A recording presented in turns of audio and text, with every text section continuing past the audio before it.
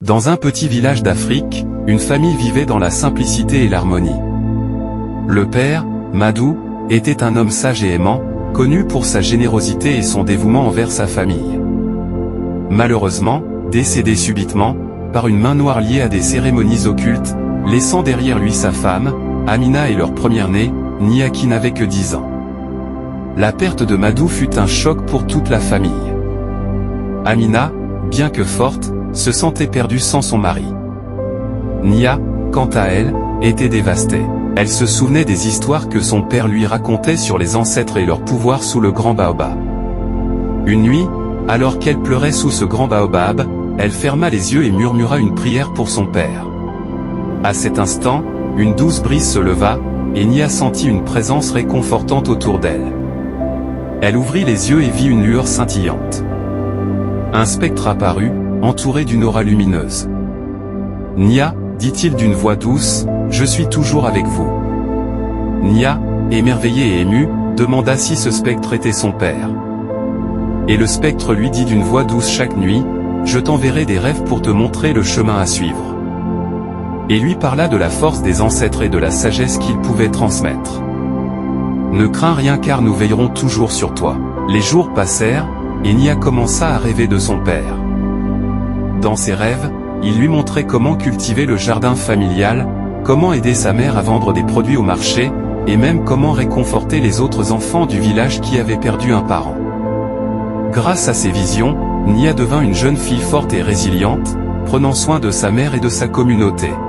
Un jour, alors qu'elle travaillait dans le jardin, Nia trouva une vieille amulette que son père avait cachée. Elle se souvint de ces histoires sur la protection que les ancêtres offraient à ceux qui portaient cette amulette. Elle la mit autour de son cou, se sentant plus proche de son père que jamais. Les mois passèrent, et le village commença à prospérer grâce aux efforts de Nia et de sa mère. Les gens venaient de loin pour admirer leur jardin florissant et acheter leurs produits.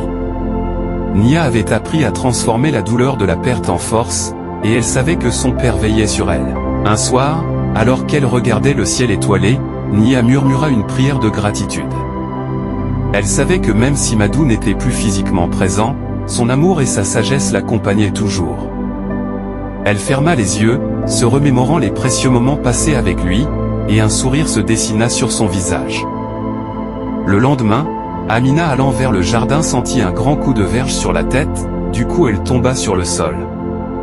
Après des heures, Nia la trouva par terre toute inconsciente, elle essaya de la réanimer puis Amina ouvra les yeux mais ses jambes et sa bouche ne réagissaient plus. Tout en larmes Nia ne savait plus quoi faire. Après quelques minutes, elle attendit une voix douce chuchoter à son oreille en disant « Ne crains rien, nous sommes avec toi ».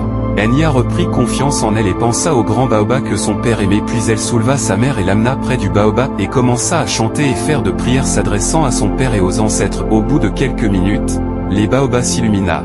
Et elle vit en vision son père toucher les jambes et la bouche de sa mère Amina les poings et aussitôt Amina fut guérie. Elle n'avait pas encore fini de se réjouir, que les villageois leur apportèrent la nouvelle, que son oncle et sa tante venaient de mourir à l'instant après avoir confessé que c'est eux qui avaient tué Madou et voulaient aussi prendre la vie de Amina. Ainsi, grâce au pouvoir des ancêtres et à l'amour éternel d'un père, Nia et sa mère continuèrent à vivre, unis par des liens invisibles mais indéfectibles, prouvant que l'amour transcende même la mort. Cette histoire est dédiée à tous ceux qui ont perdu un parent, qu'ils ne puissent jamais oublier que l'amour transcende même la mort et même dans l'au-delà, il veille sur nous. Je vous invite à vous abonner si la vidéo vous a plu et mettre un pouce bleu pour connaître la suite de l'histoire. N'oubliez pas de mettre en commentaire ce que vous en pensez.